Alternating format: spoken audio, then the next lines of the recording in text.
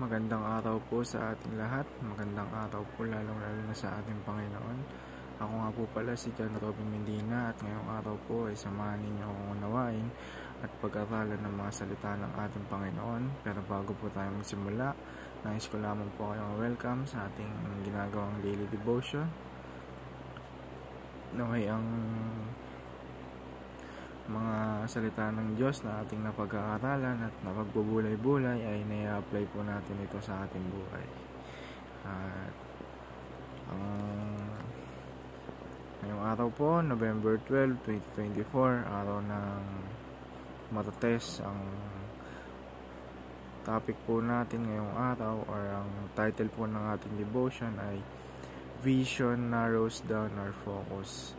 At ang paksa po natin ay mula sa Philippians chapter 3 verse 13 to 14. Sinasabi po dito, Brothers and sisters, I do not consider myself yet to have taken hold of it, but one thing I do, forgetting what is behind and straining toward what is ahead.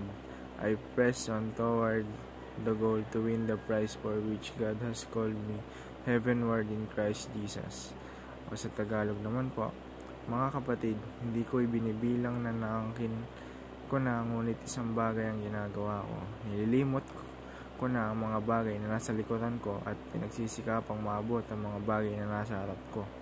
Pinagsisikapan kong maabot ang hangganan ng takbuhin para sa gantimpala ng mataas na pagkatawag sa akin ng Diyos na kay Kristo Jesus.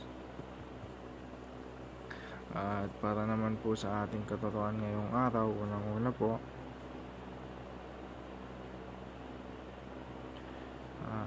vision tells us our priority. Sa ikalawa naman po, vision simplifies our lives. Sa ikatlo naman po, vision concentrates our energy.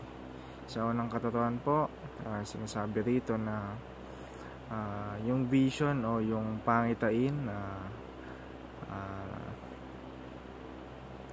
inihahayag niyan kung ano nga ba yung mga dapat nating unahin or gawin or yung dapat nating i-priority sa ating buhay. Sa ikalawa naman, vision simplifies our lives. Mas pinapadali nito kapag may vision tayo, kapag may goal tayo, mas pinapadali nito yung ating buhay. Hindi tayo nagkakram. Or halimbawa na lamang kapag marami tayong activities kapag sa klase or assignment, di ba minsan kapag natambakan tayo ng activity sa lahat ng subject, hindi natin alam kung ano yung unahin natin. Pero kapag may vision tayo na ito yung unahin ko, ito yung pangalawa, kumbaga para may process tayo, mas napapadali yung gawain natin. Ganun din sa ating buhay kapag na-establish natin kung ano dapat yung prioridad natin or saan natin ibubuhos yung oras natin, kung ano yung kung ano yung gawain na ibubuhos natin yung oras natin, mas pinapadali nito yung ating buhay. So ikatlo naman, vision concentrates our energy. Gaya nga po nung sinabi ko sa una at ikalawa, kumbaga kapag may vision tayo, doon na natin nilalaan yung 100% na energy natin. Nakakalis tayo sa time, nakakalis tayo sa effort kapag hindi na tayo mapapakapagod sa mga bagay na hindi naman natin prioridad. Sa application naman po, sa unang-una, prioritize what matters for God. Sa ikalawa naman, simplify life by trimming it down. Sa ikatlo naman, concentrate our time and energy. Isa-summarize ko na lang po. Sa unang-una, prioritize what matters for God. Unahin natin kung ano yung nagmamatter, kung ano yung makakapagpalugod sa kalooban ng ating Panginoon. Dahil kapag inuna natin yun, tiyak ibibless tayo, lalo pa tayo magpapalain ng ating Panginoon. Sa ikalawa naman, simplify life by trimming it down. Kumbaga, di ba nga kapag nagpapagupit tayo, kapag bagong gupit tayo, kapag bagong trim tayo, kumbaga malinis tayo. Malinis yung itsura natin.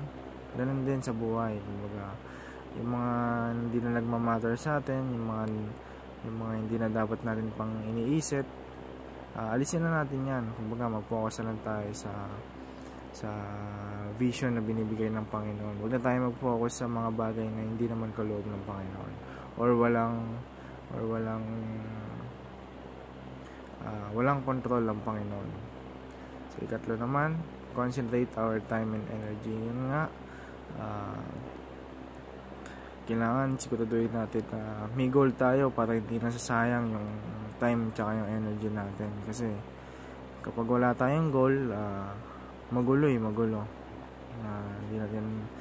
Hindi natin napaprioritize yung mga importanteng dapat nating ginagawa. At yun naman po, para po tapusin yung ating devotion, tayo po'y manalangin. Dear Lord, thank you for the gift of vision that guides my life. Help me to see clearly the priorities you want me to follow. Show me what truly matters and give me the wisdom to let go of anything that distracts me from your purpose. Simplify my life by helping me to focus on what brings you joy. I ask for strength to concentrate my time and energy on your will.